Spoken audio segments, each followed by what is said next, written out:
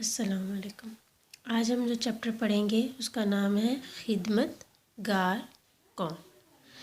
اس chapter میں ایک بہت ہی اچھی سٹوری بتائی گئی ہے ایک بوڑھی عورت کے بارے میں، جس میں یہ بتایا گیا ہے کہ مدینہ منورہ میں ایک اندھی بڑھیا رہتی تھی۔ مدینہ منورہ ایک جگہ ہے، ٹھیک ہے، جہاں پر اللہ کا گھر ہے، وہاں پر ایک اندھی بڑھیا رہتی تھی۔ وہ بے سہارا تھی۔ بے سہارا تھی مطلب اس کے گھر میں اس کے علاوہ اور کوئی بھی اس کی مدد کرنے کے لیے نہیں تھا۔ غربت کے باعث وہ پیوند لگے کپڑے پہنتی تھی۔ غربت غریب ہونے کے باعث وجہ سے وہ پیوند لگے کا مطلب ہوتا ہے پھٹے ہوئے کپڑوں کو دوبارہ سے سلائی کرنا، ٹھیک ہے۔ اس کے کپڑے پھٹ جاتے تھے، وہ اس کو دوبارہ سلائی کرتی تھی، ایسے کپڑوں کو وہ پہنتی تھی۔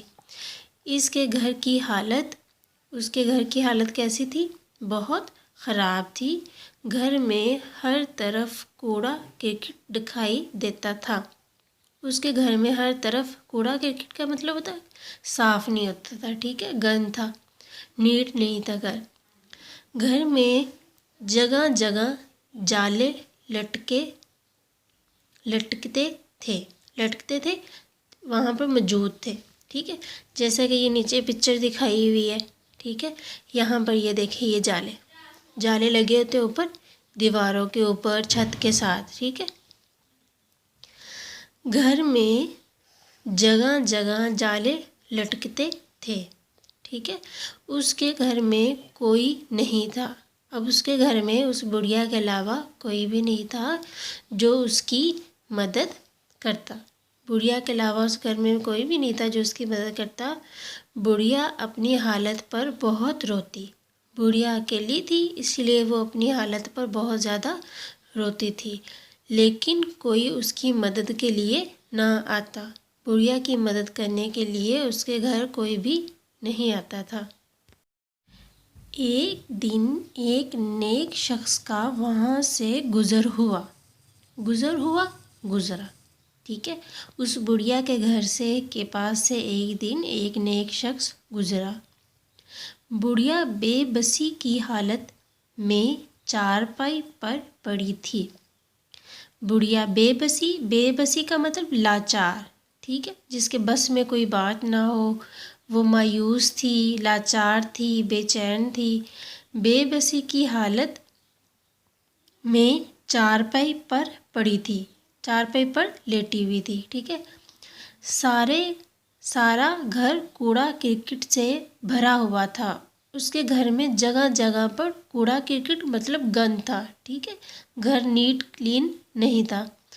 پانی کا گھڑا، ٹھیک ہے، گھڑا اسے کہتے ہیں جو ایک بڑا سا برتن ہوتا ہے، اس کے اندر پانی رکھتے ہیں پینے کے لیے۔ پانی کا گھڑا بھی خالی تھا، مطلب اس کے پاس پینے کے لیے پانی بھی نہیں تھا۔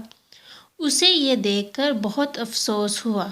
کسے یہ دیکھ کر افسوس ہوا؟ اس نیک آدمی کو جو بڑھیا کے گھر کے پاس سے گزرا تھا، اور بڑھیا چارپائی پر بے بسی کی حالت میں پڑی ہوئی تھی، اور اس کا گھر نیٹ بھی نہیں تھا، اور اس کے پینے کے لیے پانی بھی نہیں تھا۔ اس نے گھر کو صاف کیا۔ اب اس نیک آدمی نے بڑھیا کے گھر کو صاف کیا، گھڑے میں پانی بھر دیا۔ اس کے گھڑا جو تھا جس میں پانی نہیں تھا، اور اس کے پینے کے لیے اس میں پانی بھی بھر دیا۔ بڑھیا کا ہاتھ منہ دھلایا، ٹھیک ہے، اس کو ہاتھ منہ دھلا کر اسے کھانا کھلایا، اور بڑھیا کا آسا صاف کر کے چارپائی کے پاس رکھ دیا۔ آسا کسے کہتے ہیں بیٹا؟ آسا ایک لکڑی کی سٹک ہوتی ہے، ٹھیک ہے، چھڑی جسے کہتے ہیں، ٹھیک ہے، اور وہ بوڑھے جو آدمی ہوتے ہیں اس کے ساتھ وہ سہارا لے کر چلتے ہیں، اسے کہتے ہیں آسا۔ اکثر بوڑھے آدمی جو ہوتے ہیں وہ لکڑی کی سٹک بنا کر اس کے ساتھ چلتے ہیں۔ بڑھیا کا آسا صاف کر کے، اب اس نے اس کی سٹک جو تھی جس کے ساتھ وہ چلتی تھی، اس نے اس کو صاف کر کے چارپائی کے پاس رکھ دیا، جہاں پر وہ لیٹی ہوئی تھی اس کے پاس رکھ دیا، تاکہ اگر اس نے چلنا ہو تو وہ آسے کی مدد سے آسانی کے ساتھ چل سکے۔ اب وہ شخص بلا ناغہ کا مطلب ہوتا ہے روزانہ بغیر چھٹی کیے، ٹھیک ہے، وہاں آتا اور خاموشی سے گھر صاف کرتا۔ اب وہ آتا روز اور کوئی بھی بات کیے بغیر اس بڑھیا کا گھر صاف کرتا، گھڑے کو پانی سے بھرتا، گھڑے کے اندر پانی ڈالتا اور بڑھیا کو اپنے گھر سے لایا ہوا کھانا کھلا کر وہاں سے رخصت ہو جاتا۔ پہلے اس کا گھر صاف کرتا، پھر اس کے گھڑے میں پانی بھرتا اور بڑھیا کو وہ کھانا کھلاتا۔ کون سا کھانا کھلاتا؟ جو اس گھر سے بنا کر لایا ہوا ہوتا تھا، اور وہاں سے رخصت کا مطلب تو چلے جانا، ٹھیک ہے، اور وہاں سے رخصت ہو جاتا مطلب وہاں سے چلا جاتا بڑھیا کے گھر سے۔ بڑھیا کھانا کھا کر اللہ کا شکر ادا کرتی۔